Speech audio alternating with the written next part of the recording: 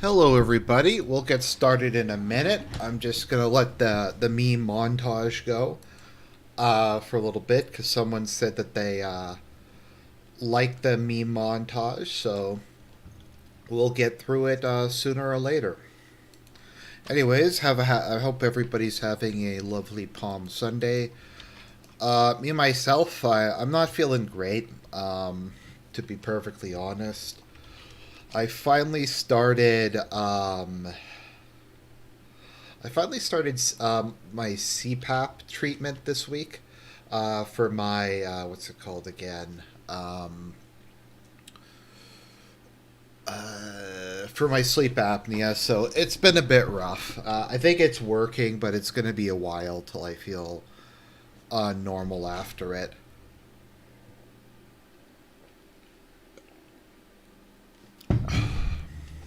When I get back to being, I don't know. However, I was before I had sleep apnea, so basically at no point ever in my life. These memes are from all over the place. I've been accumulating them for years. It's on random, so it can just be from any given time. Oh, thank you, Donkey Bite. So glad the little boys told us about you.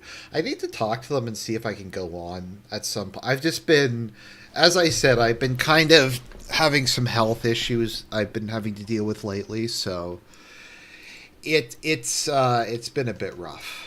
I've been having some health problems,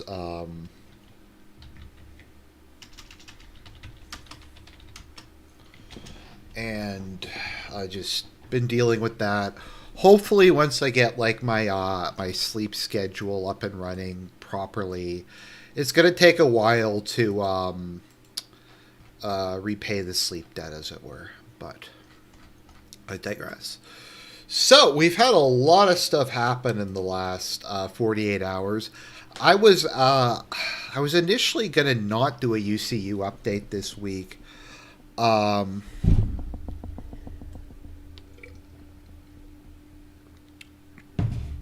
Thanks for finding K9. As I think I said, just to reiterate, when I did the test, they're like, you sleep on average 4 hours a night, um, and your sleep is completely like awful. We're kind of shocked that you're still alive. Was kind of the what they said to me when I did my test. So I wasn't even gonna do UCU this week, but a lot of it's as with everything in the Ukraine cinematic universe, everything happened and nothing happened.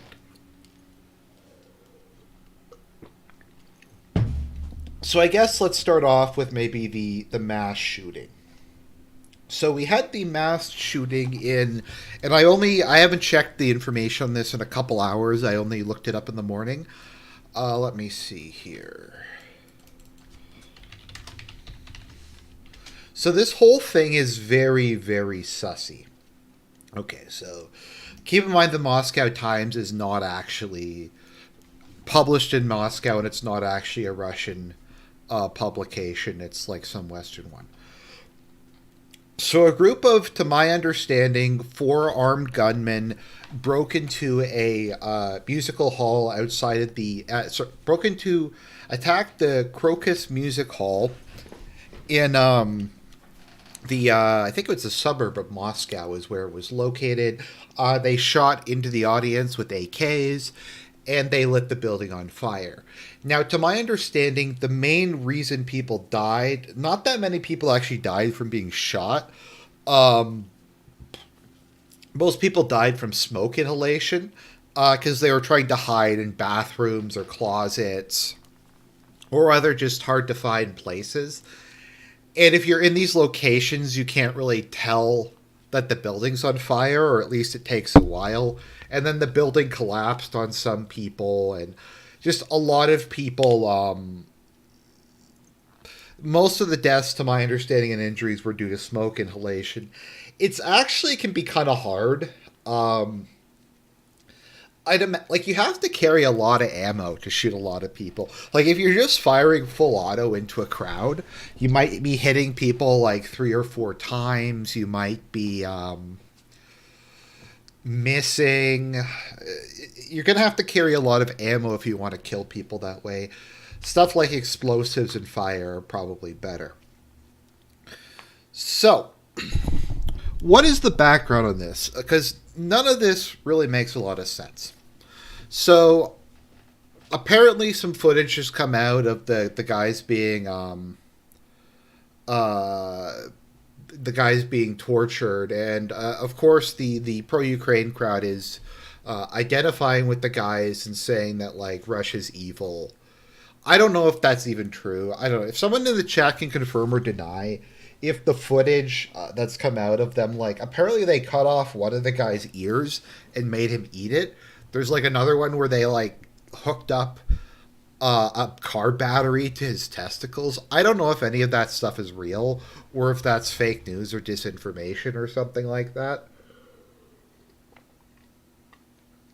But okay, so the story goes, as far as I know, is there's these four Tajikistani guys who were paid by a shady guy on Telegram, who I think he calls himself the Preacher, to carry out this attack. To carry out the attack. So that guy came to them and he said, "You're going to carry out this attack. If we're going to pay you 500,000 rubles to do it." Now, the money thing actually makes this even weirder. Okay. So 500,000 rubles is like $5,000. So they were paid $5,000 to do this job, which just seems like a pathetic amount of money. Like, I get it, in Russia that's a bit more, but it just kind of seems weird to me that you have like these four dudes who would do this like mass shooting and like burning the place down for like $5,000. Like, I'm sure you could make that in a couple months. In Mariupol was the argument that the Russians with attitude made. So they were apparently paid 250,000 rubles up front, and then there was going to be another 250,000 afterwards. Kind of like that scene in The Mummy where they Benny or whatever his name is says he's not going to leave them to die in the desert because the Americans were smart and they only paid him half the money up front. And they carried out this attack. They got back in the car that they came in and started driving for the Ukrainian border. Now, Putin claimed in his statement that something had been prepared, like on the border, like there was Ukrainian troops waiting there, or a section of the border was cleared for them to cross over into Ukraine. So somebody in Ukraine had something to do with this. Now, the more you get into this, the less sense the story makes sense. Maybe someone can correct me in the chat. I can't recall any incident of Islamic terrorism where they tried to escape afterwards.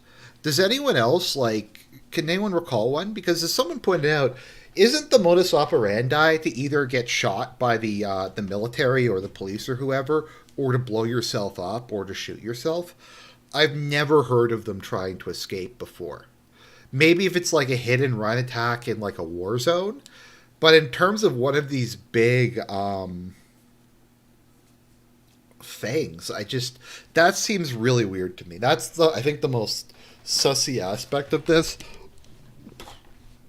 Other than the $2,500 that they were paid, and then they did it, and it's this weird combination of amateur hour but also not amateur hour, because people are saying the attack was very was planned out and stuff like that. I'm not a military man. I never know how accurate that is. Like, is it really that hard to just get like four guys together with guns and some incendiaries and go attack a concert hall? Like, does that require that much planning? Or could anybody do it? I don't know. So you had that. You also had them in the white Renault, the really, really noticeable car. Uh, okay, Charlie Hebdo attack. Okay, thank you, Hojack Sauceman. Okay, then I guess they do it at some points in time. Okay, I stand corrected.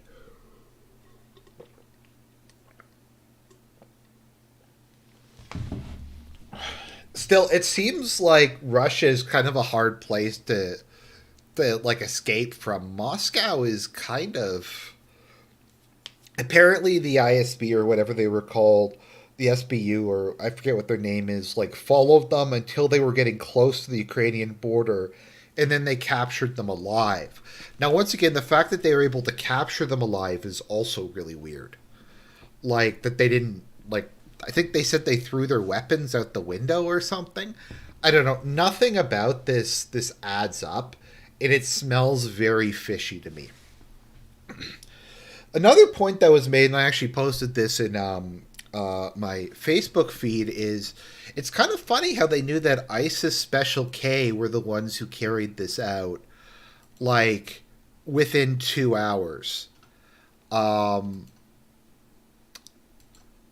they somehow like they knew within 2 hours of it going on that ISIS Special K was behind it. And I think it was Sweden, Denmark, Holland, and maybe Germany concluded their investigations into Nord Stream, and we have no idea who was behind Nord Stream. Let me see if I can find it.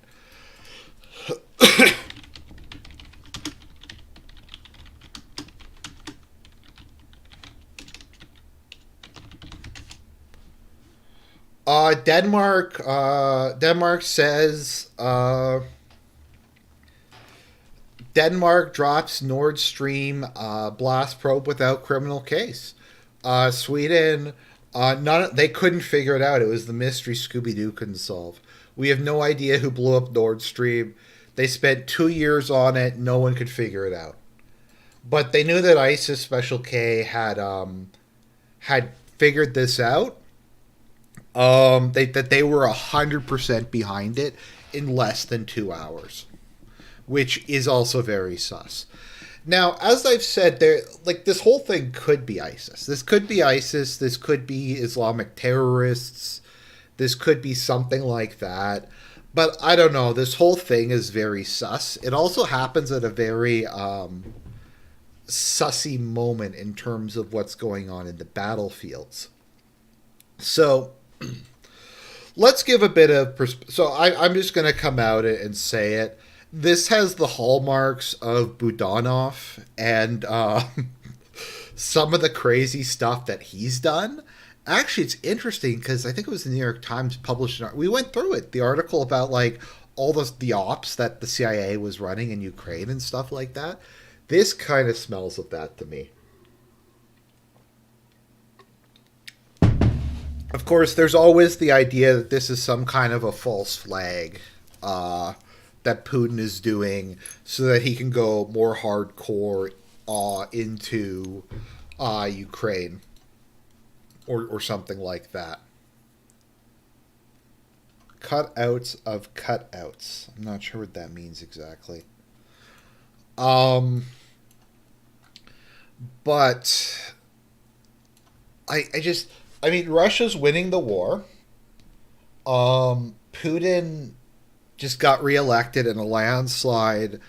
The economy's going great. Why would Putin throw the dice on some like 4D chess plan to frame Ukraine for attacking a theater in Moscow, but not actually get Ukrainians to do it? To frame Ukraine for getting like a third party to like, it doesn't make any sense to me.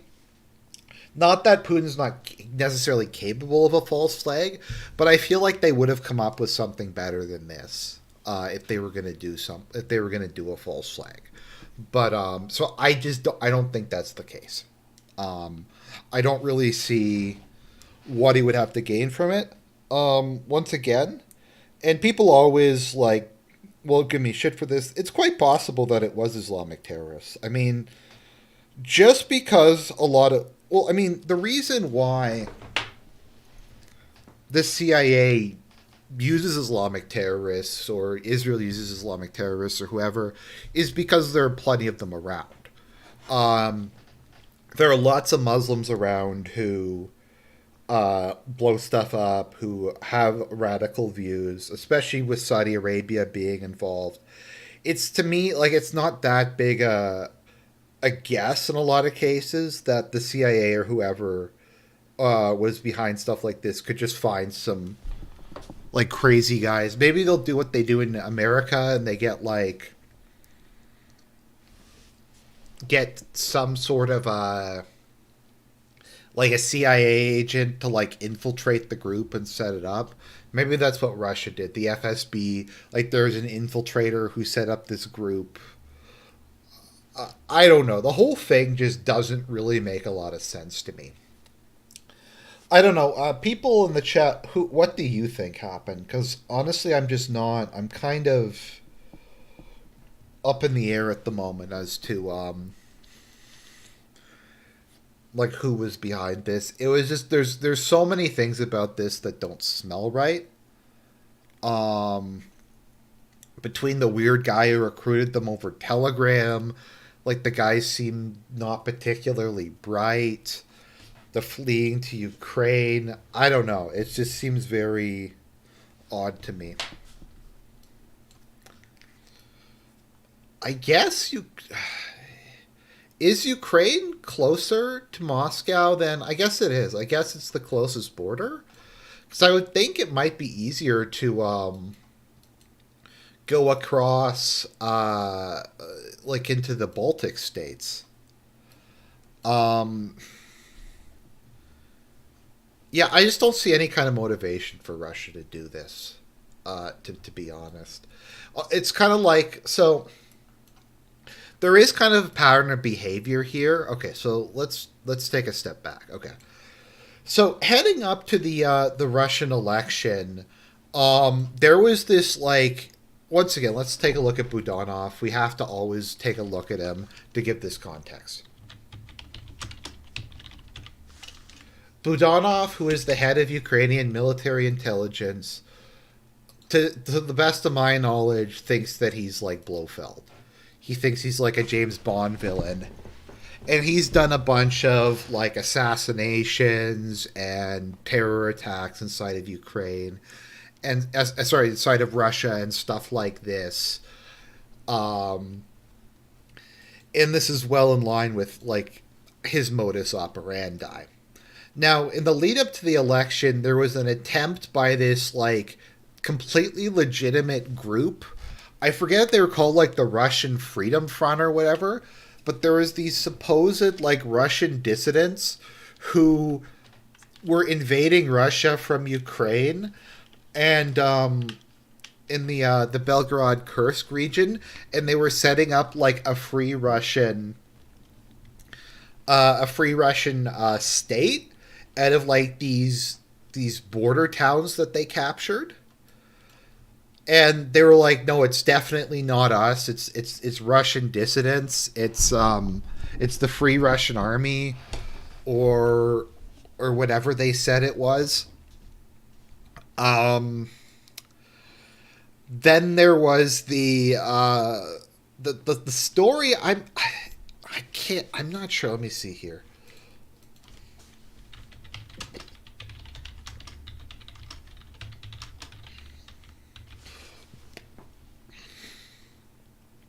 So the story that I heard, okay, so it might actually be true. So the Russian rebels were attacking. So the fake Russian rebels were attacking near a nuclear weapons storage facility. So the rumor I heard is, oh, the Freedom of Russian Legion Siberian Battalion and the Russian Volunteer Corps. These completely legitimate looking guys. Is Newsweek posting something by a furry named Intel Schizo? That's amazing. So the idea was that they were going to invade, steal the nuclear weapons. My joke was that they were going to use the nuclear weapons to, they were going to mount them on the back of a bipedal tank that has a railgun, and they will launch these nuclear weapons wherever, to any part in the world, and it will be undetectable because it's not an ICBM. But it also kind of reminds me of the plot of Thunderball, where Spectre was going to steal the nuclear weapons and then hold the world for ransom, or even like the Sum of All Fears. I mean, there's a lot of movies that are going on here. So I've heard that was the theory, that this was going to try to take the nuclear weapons, or this was an attack to draw the forces away who were guarding the nuclear weapons facility, so that they could then take them. Now, to my understanding, you can't just set off nuclear weapons. It's very complex. It's very complicated. You need a specific type of detonator, I think. The point is, like, it's my understanding with nuclear weapons is you can't just, like, if you have them, you can't immediately set them off. It's not like a grenade. It's not like dynamite or something like that. You need the codes to trigger the detonator. I don't know if you can reconfigure it, like put a different detonator in or something like that. I don't know how effective dirty bombs actually are. Like if you took a nuclear weapon and you just blew it up and scattered the plutonium, I don't know how much of an effect that actually would.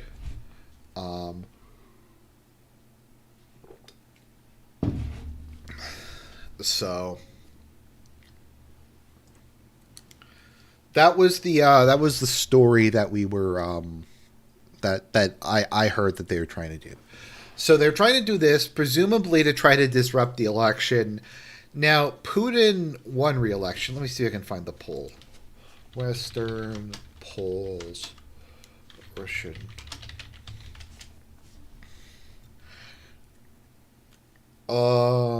Let's see here. I'm trying to I don't have it in front of me, but to my understanding, there was polls ahead of time by Western sources that had Putin basically getting the exact amount of percentage that he did.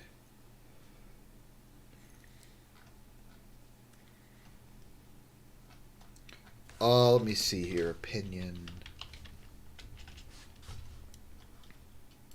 polls. Polling firms. Let's see. I forget. I can't remember if any of these are Western or not. Let me see. Who are these guys? Okay, some Telegram guys. I don't know who this is. But I think some of these are like Western or Western backed. But they basically all had Putin getting the percentage of the popular vote he got. So, yeah, I don't know. Or maybe a little bit less. Is that really the best picture they had of him? He looks sad that he got rejected from running. So... Communist Party. Yeah, so the idea was to try to disrupt the. We had this. This is like one of the most 24-hour ops I've ever seen. It was Noon Against Putin, where it was people, Russians overseas, were going to go vote en masse. So they were going to show Putin by showing up and voting in the presidential election. Apparently, a lot of people just voted for Putin, and this was kind of like, it was like, we're just going to claim that the people who are voting are actually doing it, like, to not vote. I don't know. It was just a cope. It was just a massive cope, to be honest. So, Noon Against Putin. It sounds like the most grassroots thing ever. So, yeah, Putin won re-election. Now, Putin announced...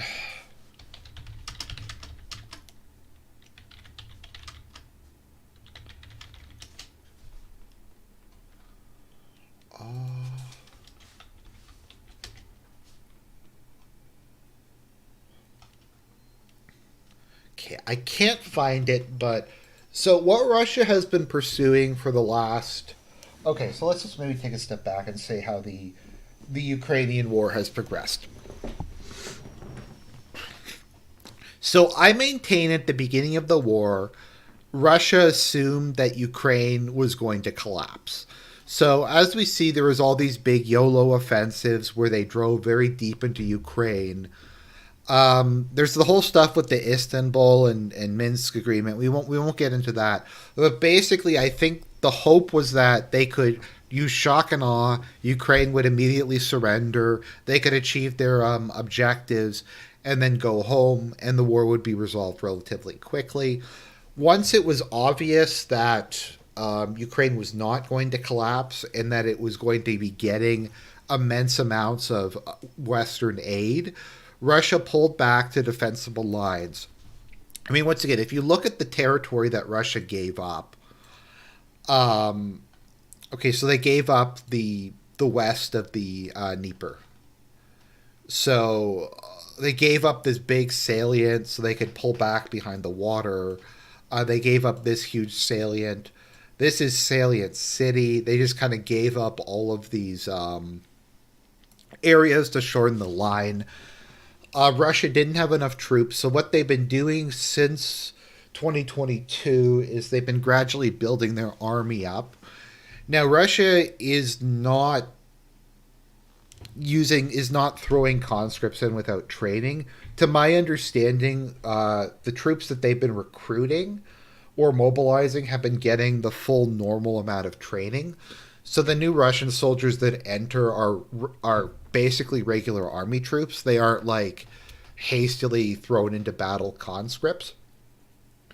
And so for the last 2 years, Russia has just been building up its army gradually and its military industrial complex.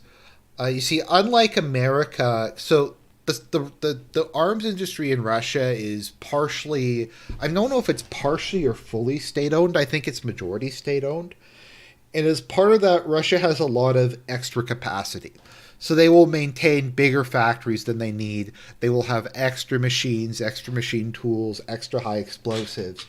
So in situations like this where they need to surge production and dramatically increase it, they have that extra capacity there.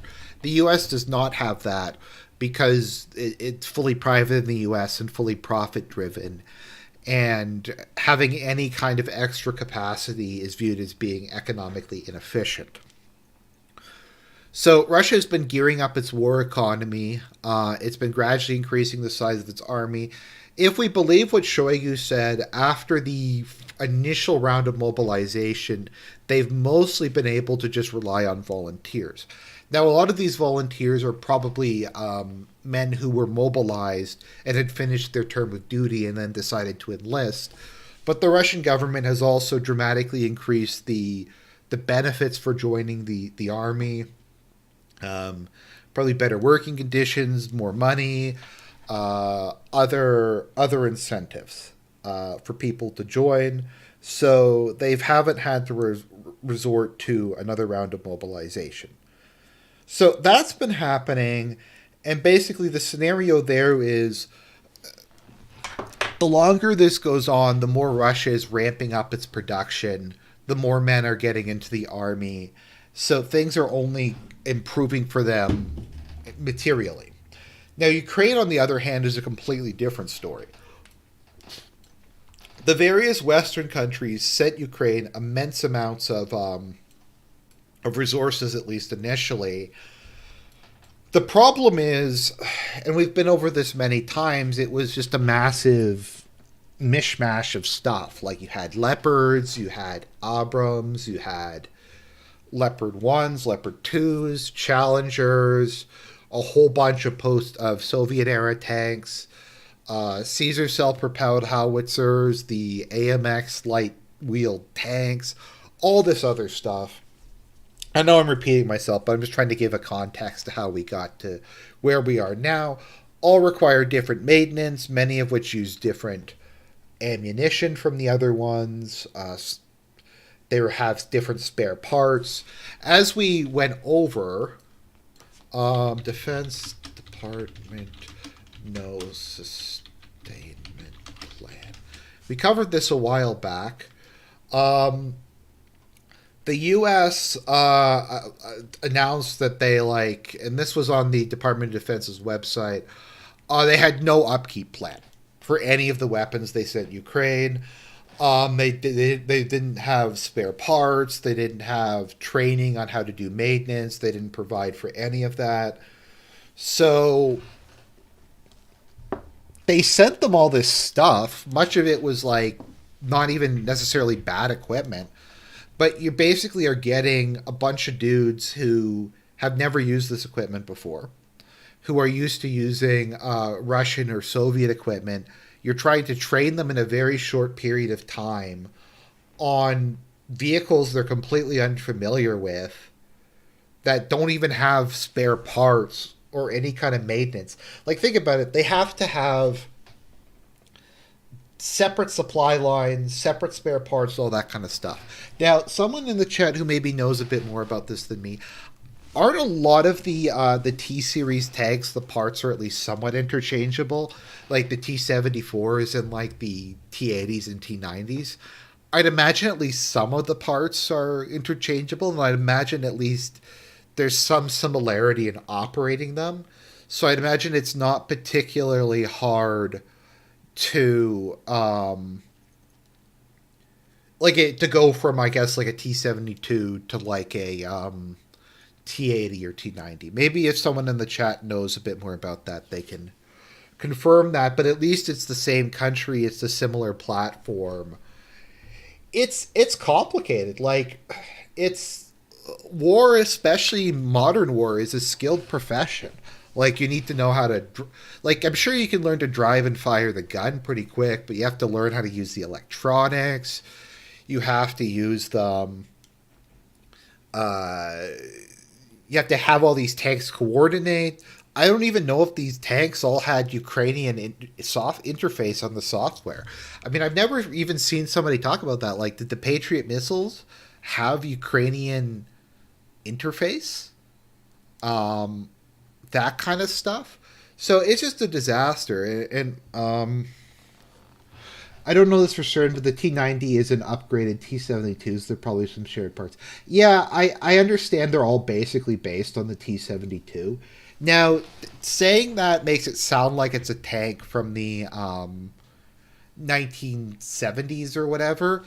But these things have been vastly modernized. They have new engines, new gun, new armor. They have thermal sight, stuff like that. From what I was looking at the other day, there was an article that thought the Russians were basically using the equivalent of the T-72s that Iraq was using during the Gulf War. So they were using these crappy knockoff of the export version, crewed by people who didn't know how to drive them. And that was the plan. They're oh, the Abrams are just going to go in there and it's going to be the Gulf War all over again. It's they've upgraded them substantially since then. Also, if you had to okay, so who do you think is a better tanker? A Russian soldier with a year of training, or some random Iraqi conscript? I really kind of doubt. I don't know why they thought they were going to perform the same. The whole thing was just nuts. But my point is, they had this logistical mess. The Ukrainians had to use all this shit, this mismatch of stuff, with very little experience or training. And so what Russia's been doing is they've been saying, okay, we're generally starting to get through we're building things up. We're eventually going to be in a position to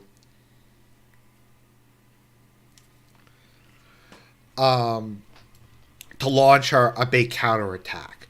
But as I've said many times, it's not as if the Ukrainian army is a pushover. Ukraine is a large army. They have modern equipment. They have all these different issues, but attacking into people with guns and artillery and tanks and rockets and stuff like that is difficult.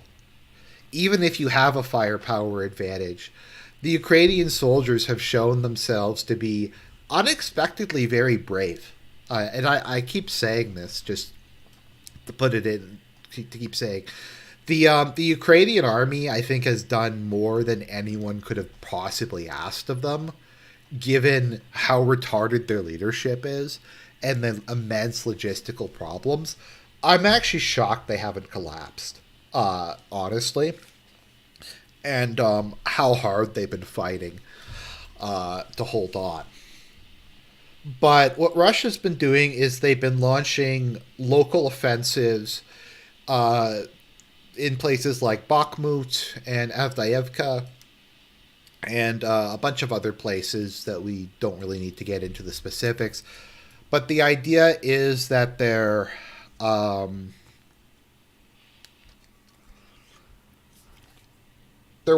so in World War One, sorry if I'm jumping around a bit, there was the Battle of Verdun. Now, the original purpose of the Battle of Verdun was the Germans were going to attack a place that the Ukrainians felt obligated to defend, and then they were going to take advantage of the concentration of French troops and bring their superior firepower to bear and just try to engage in attritional warfare. Unfortunately, the Germans got high off their own supply, and they decided to try to take the position. So it went from a rather clever attritional game, went into this just insanity that was Verdun, that was kind of a disaster for both sides. So what Russia's been doing is active defense, or as Alexander Mercouris calls it, aggressive attrition. This is when they launch limited offensives in areas where they have overwhelming numerical and firepower superiority, and the goal is basically just to destroy Ukrainian equipment. To destroy as much Ukrainian equipment, to destroy trained manpower, because Russia is producing tanks on a regular basis. They're producing T-72s. They have these massive reserves of tanks that they're modernizing. They're building new ones. They can build ammo for everything. They can build artillery shells. They can build new artillery pieces. New aircraft are rolling out all the time. Ukraine, however, has no military industry to speak of at this point in time. So everything they have comes from Western countries. Now, Western countries have basically emptied out their stockpiles. And this is like we get into the 61 billion or however much. Like, I don't get what the money's going to buy. So what Russia's basically just been doing is forcing the Ukrainians to fight in places where they have like 10-1 or better artillery advantage, more tanks, more stuff like that, not taking any risks. The couple times they have done that, now the biggest fuck up probably was the Battle of Bakhmut.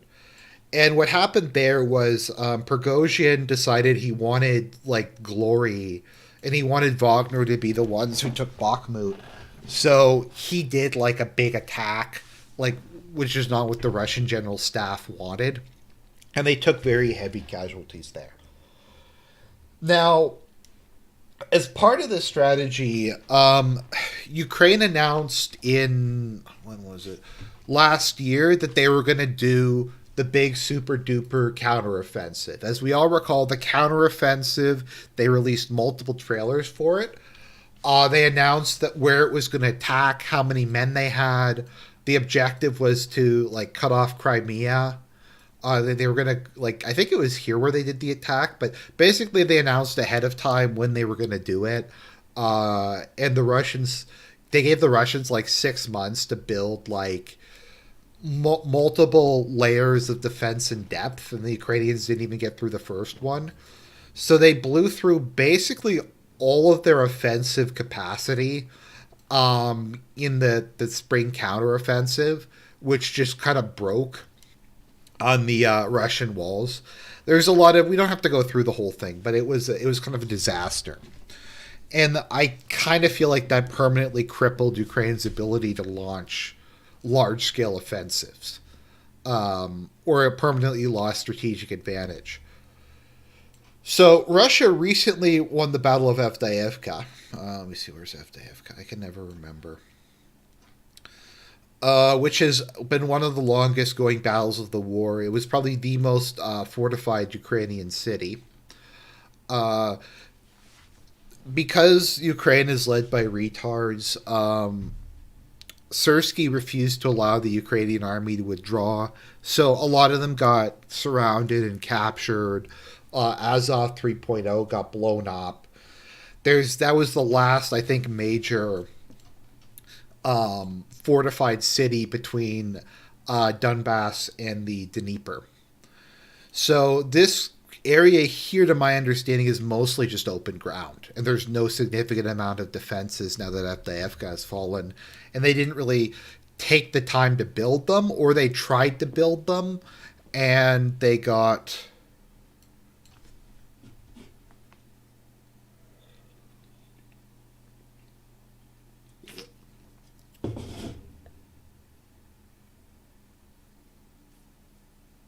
what I don't know what he's talking about. Um, let's see here.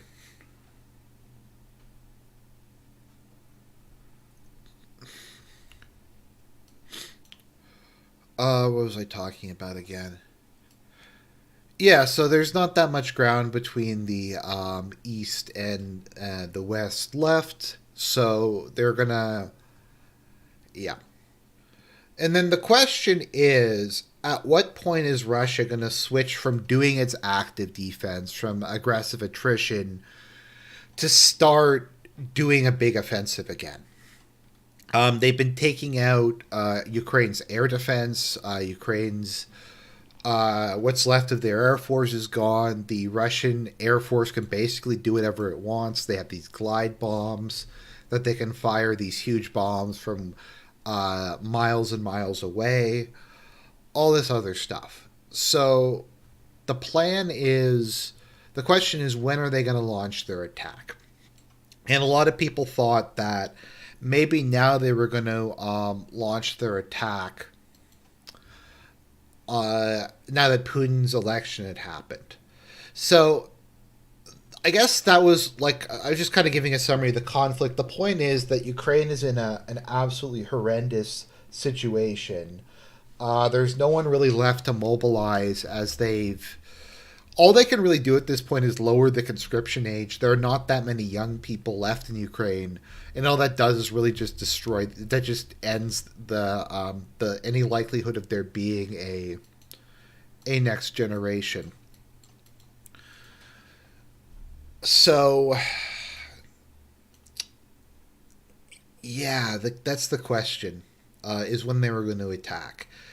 And that's why I say, 'cause I think a lot of people, right before this whole theater thing happened, were thinking that in the next couple weeks, maybe next couple months, they're going to launch the major counteroffensive.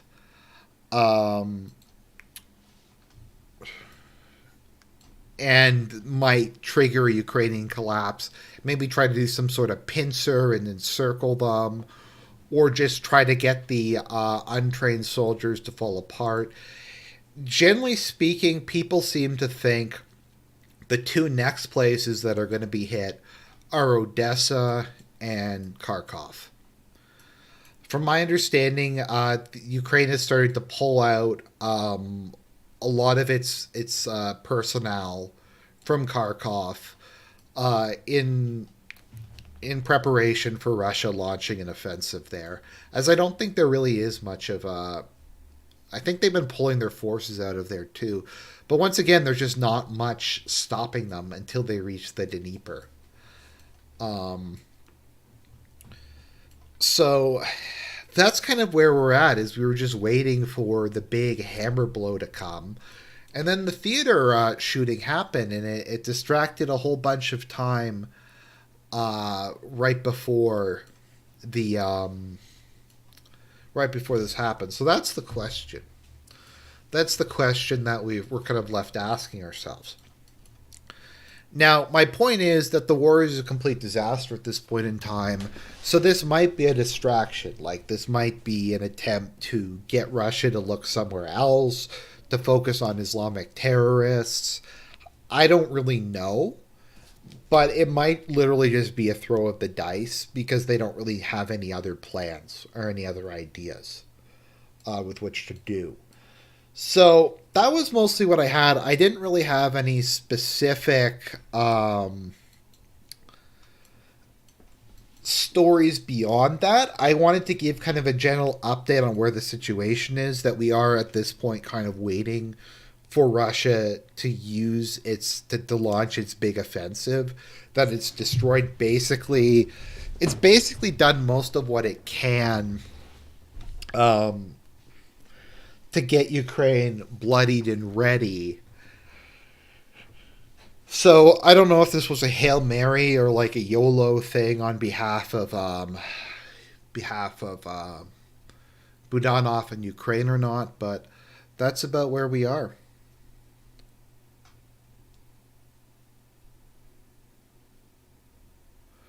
The military air affiliate people in my life are still emphatic that there is a parity of power, particularly air power. But yeah, I don't know what materials they have left in Ukraine.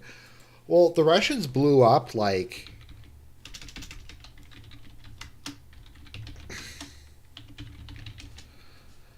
um the Russians blew well that's from blew up, I think it was something like two Patriot missile launchers within a couple weeks.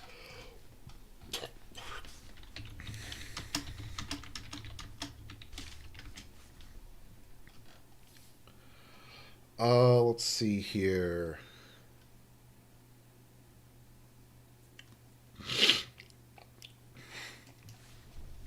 Okay, this is from Ukraine World Congress. This is from March 18th. Ukraine to run out of air defense missiles in 2 weeks, media says. According to the Telegraph, citing unnamed sources, this means instead of trying to shoot down 2 out of 5 Russian missiles as it does now, Ukraine will have to ration its air defense system to shooting down just 1 in 5. Um, so this is the far right pro Ukraine, the pro Russian source that, yeah.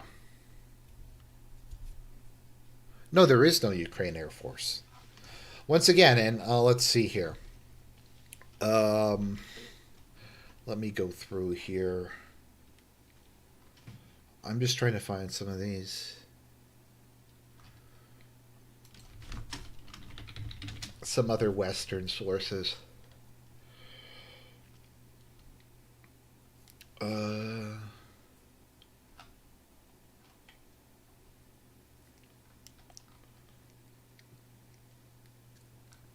I can't find it, but basically, Ukraine is out of air defense missiles. Here we go. This is from France 24. Ukraine mobile air defenses have ammo for a few more attacks. Wall Street Journal, Ukraine may run out of air defenses, although that was from last year. Uh, let's see here. Ukraine has a deficit of anti aircraft guided missiles, intensified Russian attacks. This is from Yahoo News. Ukraine may run out of air defense missiles by the end of March. I don't think there's a Ukrainian Air Force left. The F 16s, Ukraine.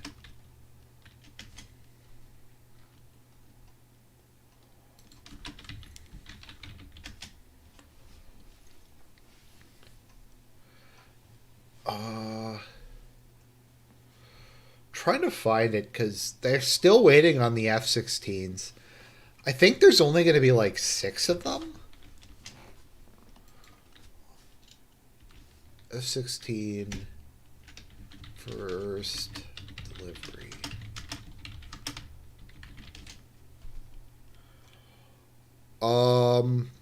Yeah, so according to the New York Times, far right pro Russian source, New York Times, Ukraine is only going to get 6 F-16s by July. So the 6 F-16s are going to be somehow able to counter the entire Russian Air Force. Somehow. They've said they've hinted that what they might do is base them out of Romania to try to trigger Article 5, because if and basically say like if Russia shoots them on the ground, then that'll be an act of war.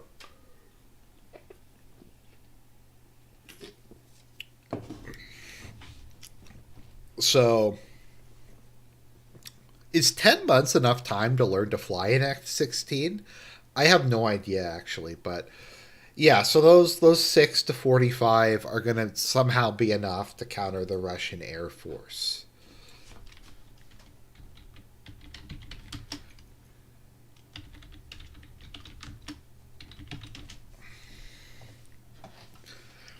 Um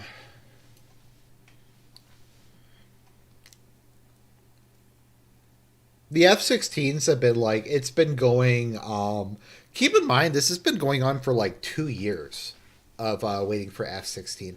So F-16s how many planes does Ukraine have left? Um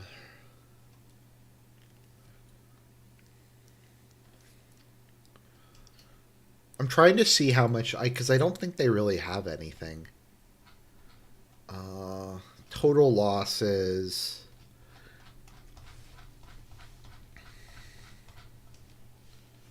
I'm just trying to find the summary. Total losses. Um, yeah, it's hard for me to believe that Ukraine has much left. Like, a lot of their stuff has been shot down. When you compare it to the amount of stuff that Russia supposedly lost. What model of the F-16 are they even? Does it matter if there's only like 6 of them? Like, how many F-34s does Russia have?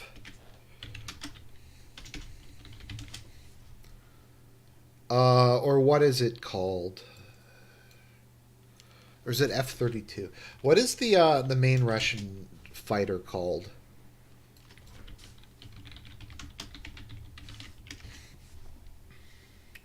Oh, Sukhoi 34. Yeah, Sukhoi 34.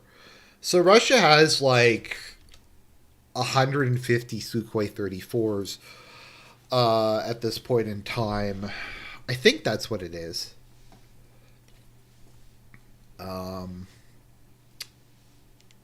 But they're gonna lose a Sukhoi 30. Oh, it's Sukhoi 35. Okay, I get confused sometimes. Sukhoi 35s. Yes, that's it. You're right. Thank you for that. They have like 100 or like 150 of those or something. Whereas then they're gonna like of just that model, and they're the 6 F-16s are somehow gonna do it. They're somehow gonna beat them. Does it even say what model they are?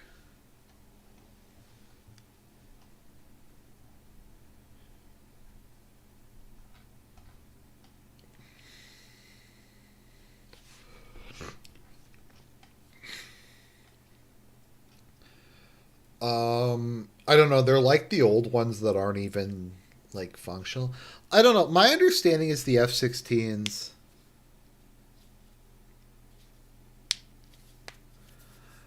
Sort of the new blocks of F-16s are state-of-the-art electronic warfare machines, but they won't be doing anything like that but stalling the inevitable with numbers like that. I'm just trying to find what model they are. Because I think these are the Danish, these are not American ones. Um,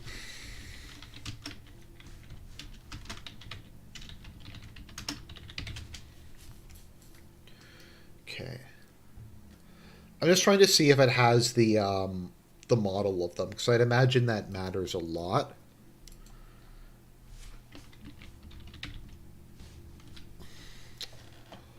Um, no, it's just F-16s. There's no model number here. There's no there's no explanation about how many there are. It's just F-16s.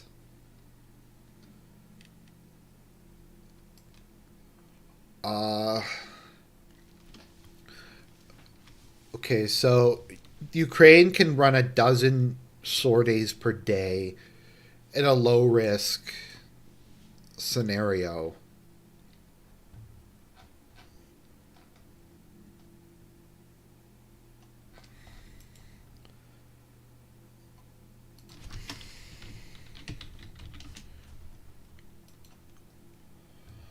Um, so I don't know.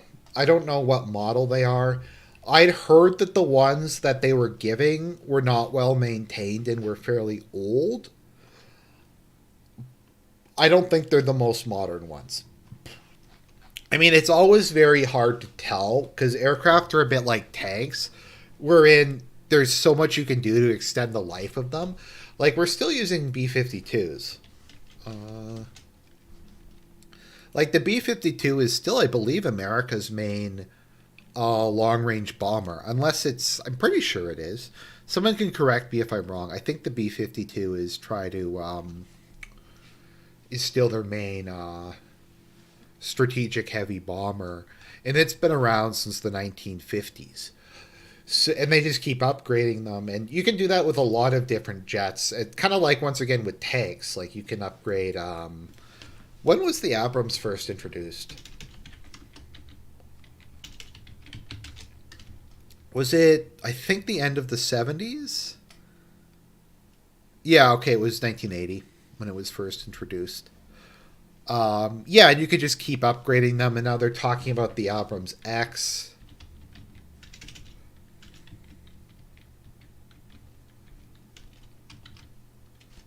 Yeah.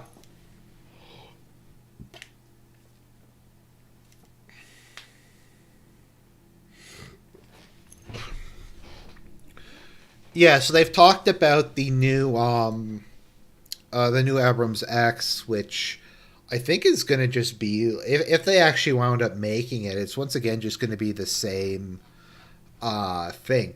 The point being is, like, when I heard the F-16s, I'm like, okay, they're not F-35s, but it's really hard to know how good or not good a particular aircraft is, considering how much of a range there is.